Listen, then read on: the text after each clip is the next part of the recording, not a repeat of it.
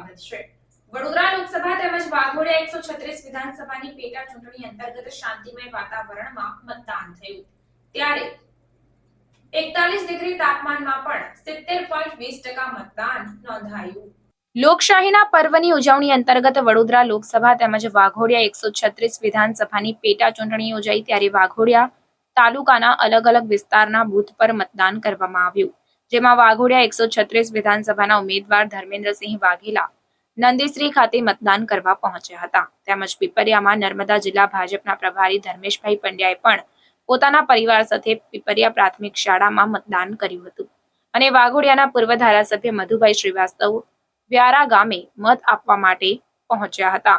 તેમજ તેઓ દ્વારા જાહેરમાં 40 વર્ષમાં પહેલી વાર પંજાને વોટ આપ્યું અને નીચે પણ પંજાને વોટ આપ્યો હોય તેવું તેમના દ્વારા કહેવામાં આવ્યું હતું। તેમજ કોંગ્રેસના ઉમેદવાર કનુભાઈ ગોહિલ જેઓ અનગઢ ચામુંડાનગર ગામ ખાતે મતદાન કરવા માટે પહોંચ્યા હતા।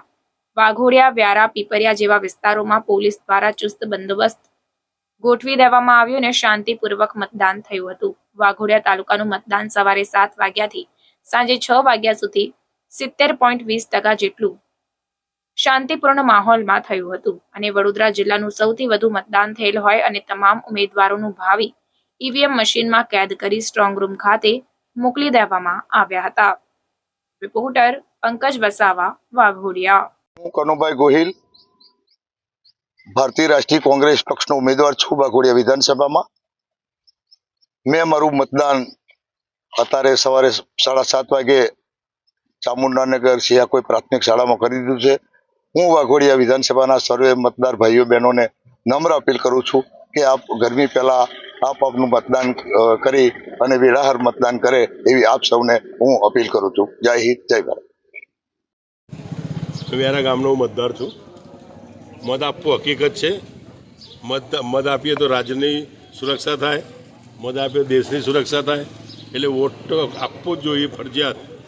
ભાઈઓ, બહેનો, વડીલો જેટલાય મતદારો છે મતદાન કરવું જ જોઈએ અને દેશને સાચવી શકે એવાને વોટિંગ કરવું જોઈએ અને આપને અડધી રાતે કામ આવી શકે એવાને વોટ કરવો જોઈએ। બંતુભાઈ, અત્યાર લગીને તમે જાતે જ પોતાને મત આપતા હતા, હવેનો સિનારીઓ એવો છે કે હવે તમારે બીજાને મત આપ્યો છે, કયા મોડલને જોઈને મત આપ્યો છે, કેવો વિકાસ થવો જોઈએ? મેં આ વોટ આજે 40 વર્ષના ઇતિહાસમાં પહેલી વખત પંજાને વોટ આપ્યો છે। હું ચોખ્ખું જ કહીશ, હું જુઠ્ઠું બોલતો જ નથી। ઉપર બી પંજાને આપ્યો છે, નીચે બી પંજાને આપ્યો છે, 2 વોટ આપ્યા છે। એના માટે આપ્યા છે કે પંજાને વોટ આપવાનું ક્ષત્રિય સમાજના માટે ટેકો જાહેર કર્યો હતો મેં, એના માટે પંજાને વોટ આપ્યો। ચૂંટણી દરમિયાન અનેક બયાનબાજીઓ ચાલી, શું હવે આ મધુ શ્રીવાસ્તવ બયાનબાજીને અલ્પવિરામ મૂકશે, પ્રશ્નાચિહ્ન મૂકશે કે આ જ વસ્તુ હવે આગળ વાઘોડિયાની જનતા માટે લડતા રહેશે? હું જ્યાં સુધી જીવતો રહ્યો, મારી સાસમાં સાથ રહી, ત્યાં સુધી લડતો રહીશ મારા વાઘોડિયાની પ્રજા, ભાઈઓ, બહેનો, વડીલો માટે।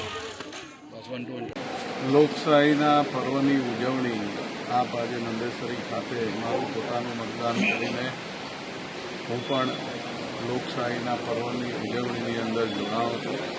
આપ જોઈ રહ્યા છો કે સવારે 7 વાગ્યાથી લોકશાહીના પર્વની ઉજવણી માટે મતદારો ખૂબ મોટી સંખ્યામાં અહીંયા હાજર રહીને પોતાના મતનો અધિકાર, પોતાનો કિંમતી અને પવિત્ર મત આપી અને લોકશાહીના પર્વની જે ઉજવણી કરી રહ્યા છો, આટલી મોટી ગરમીની અંદર પણ મતદાર ભાઈઓની ખૂબ મોટી લાઈન દરેક જગ્યાએ જોવા મળી છે, એટલે મતદારોમાં ખૂબ જ ઉત્સાહ છે અને મતદારો આ પરિણામ અમારા તરફથી ચોક્કસ અને આજે મતદારોની અંદર કેવો ઉત્સાહ જોવા મળી રહ્યો છે? મતદારોનો ઉત્સાહ આપ જોઈ રહ્યા છો કે અત્યારે અમારો પીપળિયા ગામના બૂથનું જે મતદાન છે લગભગ અત્યારે 272 એટલે 15% ઉપર અમારું મતદાન અત્યારે 11 વાગ્યાની આજુબાજુ 10:30 વાગ્યાની આજુબાજુ અમારું 15% ઉપર મતદાન થઈ ગયું છે। અને આ મતદાન થવાનું જે કારણ છે કે માનનીય વડાપ્રધાન શ્રી નરેન્દ્રભાઈ મોદીની સરકાર અને ગુજરાતની અંદર માનનીય મુખ્યમંત્રી શ્રી ભૂપેન્દ્રભાઈની ડબલ એન્જિનની સરકારના જે કામો થયા છે, એટલે આયુષ્યમાન કાર્ડ હોય કે ઉજ્જવલા યોજના હોય કે ખેડૂત સન્માન નિધિ હોય, આ બધી યોજનાઓ જે છે એને સીધો લાભાર્થીના લાભ મળ્યો છે। એના કારણે આજે આપ જોઈ રહ્યા છો કે લાઈનો લાગી છે વોટિંગ કરવા માટે. એ જ બતાવે છે કે ભારતીય જનતા પાર્ટી માટે લોકોનો ઉત્સાહ, લોકોનો પ્રેમ કેટલો છે.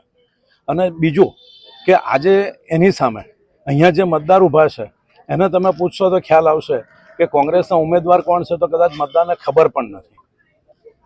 આ બતાવે છે કે ભારતીય જનતા પાર્ટી માટે લોકોનો પ્રેમ અને લોકોની લાગણી બતાવે છે.